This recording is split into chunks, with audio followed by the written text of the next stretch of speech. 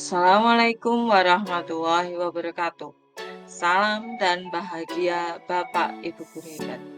Berjumpa kembali pada channel ini. Saya Kastini, calon guru penggerak angkatan 7 dari SMP 2 Kaliwung Kudus. Pada kesempatan kali ini, saya akan memaparkan tugas demonstrasi kontekstual pada modul 1.3 mengenai visi guru penggerak. Tujuan pembelajaran pada tahap ini yaitu 1. CGP berarti menerapkan paradigma inquiry apresiatif untuk mengidentifikasi potensi diri dan membuat kalimat prakarsa berbahannya. Yang kedua, CGP berarti menyusun bagja menurut kalimat prakarsa berbahan diri yang telah dibuat untuk kemudian menjalankannya. Bapak Ibu guru hebat, apa saja sih yang dibahas pada video kali ini? Yang pertama, inquiry apresiatif, bagja, visi guru penggerak, prakarsa perubahan, dan tahapan bagja. Untuk dapat mewujudkan visi atau impian sekolah dan melakukan proses perubahan, maka perlu sebuah pendekatan atau paradigma. Pendekatan ini dipakai sebagai alat untuk mencapai tujuan. Nah, pada pencapaian visi guru penggerak menggunakan paradigma yang disebut inquiry apresiatif atau disingkat IA. IA dikenal sebagai pendekatan manajemen perubahan yang kolaboratif dan berbasis kekuatan. IA yang berusaha fokus pada kekuatan dan dimiliki setiap anggota dan menyatukannya untuk menghasilkan kekuatan tertinggi. Pendekatan IA dapat dimulai dengan mengidentifikasi hal baik apa yang telah ada di sekolah, mencari cara bagaimana hal tersebut dapat dipertahankan, dan memunculkan strategi untuk mewujudkan perubahan ke arah lebih baik. Jadi, IA adalah sebagai salah satu model manajemen perubahan di lingkungan pembelajaran, baik itu di kelas maupun sekolah. Tahapan inquiry apresiatif ini kemudian dalam bahasa Indonesia disebut bagja. Buat pertanyaan, ambil pelajaran, gali mimpi, jabarkan rencana, dan atur eksekusi. Tahap pertama pada bagja yaitu buat pertanyaan atau define. Pada tahap ini, kegiatan yang dilakukan adalah merumuskan pertanyaan sebagai penentu arah penelusuran terkait perubahan yang diinginkan atau diimpikan. Tahap kedua, ambil pelajaran atau discover. Pada tahapan ini, kegiatannya adalah mengumpulkan berbagai pengalaman positif yang telah dicapai di kelas maupun di sekolah, serta pelajaran apa yang dapat diambil dari hal-hal positif tersebut. Tahap ketiga, gali mimpi atau dream. Pada tahapan ini, kegiatannya dapat menyusun narasi tentang kondisi ideal apa yang diimpikan dan diharapkan terjadi di lingkungan pembelajaran.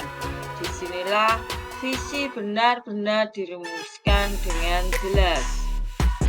Tahap keempat, jabarkan rencana atau desain. Di tahapan ini, kegiatannya adalah merumuskan rencana tindakan tentang hal-hal penting apa yang perlu dilakukan untuk mewujudkan visi. Tahapan terakhir, atur eksekusi atau deliver. Di tahapan ini, kegiatannya adalah memutuskan langkah-langkah yang akan diambil, siapa yang akan diajak, dan pasti mau untuk terlibat, bagaimana strateginya, dan aksi lainnya demi mewujudkan visi secara perlahan-lahan. Visi yang saya usung adalah terwujudnya peserta didik yang beriman, bertakwa kepada Tuhan Yang Maha Esa, dan berakhlak mulia, cerdas, dan berdaya saing global. Komponen pada visi tersebut adalah 1. Beriman bertakwa kepada Tuhan Yang Maha Esa dan berakhlak mulia. yaitu mencerminkan pada profil pelajar Pancasila, pada beriman, bertakwa pada Tuhan Yang Maha Esa, dan berakhlak mulia. Yang kedua, cerdas, mencerminkan profil pelajar Pancasila yang kreatif, bernalar kritis, dan mandiri. Karena orang yang cerdas pasti akan melakukan hal-hal tersebut. Yang ketiga, berdaya saing global, yaitu mencerminkan profil pelajar Pancasila yang berkebinekaan global. Dengan mengetahui perbedaan-perbedaan yang ada di masyarakat, maka akan lebih toleran dan menghargai.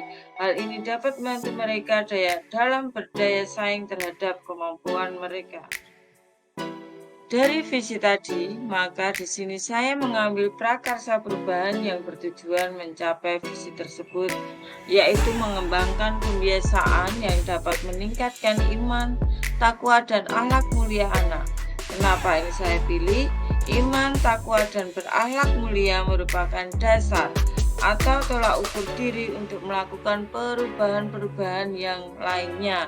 Jika pada bagian ini tertata, berjalan baik, maka untuk menuju prakarsa perubahan yang lainnya akan lebih mudah. Lalu kenapa sih saya memilih prakarsa tersebut? Karena saya yakin dengan potensi dan kekuatan yang telah ada pada sekolah saya, yaitu SDM guru yang berkompeten, yaitu memiliki background baik dalam pemahaman agama. Hampir separuh dari guru kami adalah tokoh agama di masyarakat, dan sikap keteladanan mereka dalam menjalankan ibadah wajib dan sunnah di sekolah. Kemudian sarana dan prasarana yang memadai, yaitu tersedianya musola, buku tuntunan sholat, Quran, mukena yang memadai. Selanjutnya yaitu pembiasaan 3S, salam, senyum, sapa yang telah berjalan sebelumnya. Kegiatan istighosa sebelum kegiatan besar dilakukan, dan khatmil Quran tiap hari Jumat pagi. Pada tahap pertama, buat pertanyaan. Pertanyaan yang ada di benak saya adalah, apa yang harus saya lakukan untuk mengembangkan pembiasaan yang dapat meningkatkan iman, takwa, dan akhlak mulia anak? Kemudian tindakan yang saya susun adalah mengajak kepala sekolah bertukar pikiran terkait pentingnya meningkatkan iman, takwa, dan akhlak mulia anak, membaca literatur mengenai kegiatan-kegiatan yang dapat meningkatkan iman, takwa, dan akhlak mulia anak di sekolah. Kemudian mencari informasi dari sekolah lain mengenai pembiasaan-pembiasaan di sekolah tersebut yang telah berhasil membawa anak mereka lebih beriman, bertakwa, dan berakhlak mulia. Tahap kedua, ambil pelajaran. Pertanyaannya adalah, siapa yang mempunyai pengalaman menjalankan pembiasaan yang dapat meningkatkan iman, takwa, dan akhlak mulia anak? Aktivitas apa saja yang menurut anak-anak mereka lebih beriman, bertakwa, dan berakhlak mulia? Situasi apa yang dapat kita lihat dalam pembiasaan dalam peningkatan iman, takwa, dan akhlak mulia anak? Kemudian pembiasaan apa saja yang sudah saya dan sekolah lakukan dan membantu mengembangkan pembiasaan yang meningkatkan iman, takwa, dan mulia anak? Dan tindakan yang saya ambil adalah mencari contoh nyata bagaimana pembiasaan yang dapat meningkatkan iman, takwa, dan akhlak mulia anak berjalan.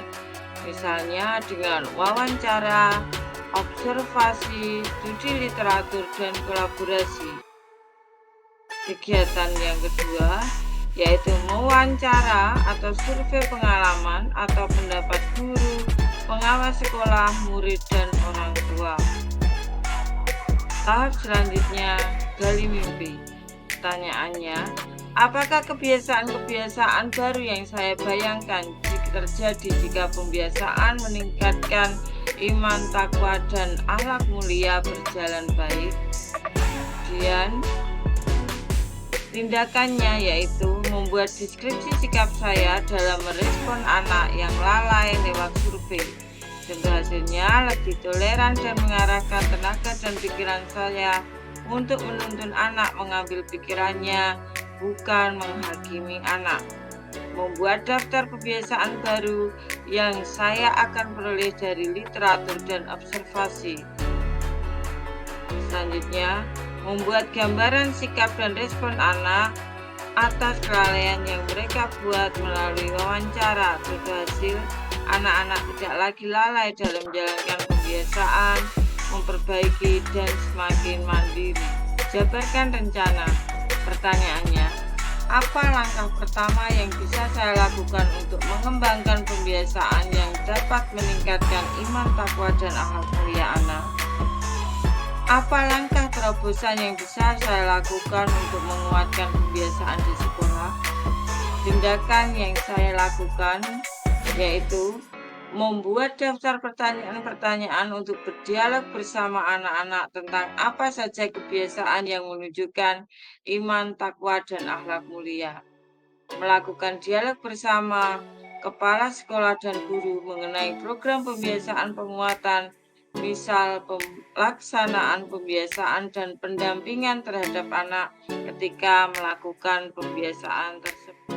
Pertanyaannya, siapa yang dapat mewujudkan dan memantau saya dalam menerapkan dan mengembangkan kebiasaan yang dapat meningkatkan iman, takwa, dan akhlak mulia anak? Tindakannya yaitu mengajak rekan guru lain atau kepala sekolah untuk mengobservasi pembiasaan yang berjalan setiap seminggu sekali. Mengajak orang tua atau wali itu ikut memantau pembiasaan ibadah mereka di rumah. Membuat kartu kendali terhadap pembiasaan ibadah di rumah. Mengajak rekan guru lain atau kepala sekolah untuk melakukan evaluasi pembiasaan yang sedang berlangsung.